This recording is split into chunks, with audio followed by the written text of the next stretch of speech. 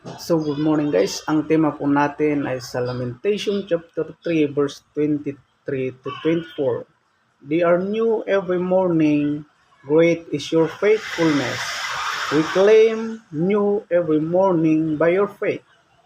Faith comes with action by reading the word of God, praying for protection every day. I say to myself, the Lord is my portion, therefore I will wait for him. The Lord is my portion, I will wait for him. Every one of us waiting for our Lord Jesus Christ, because Jesus is the owner of our life. But sometimes demons attack us. But always remember, Jesus is there for you because Jesus loves you always.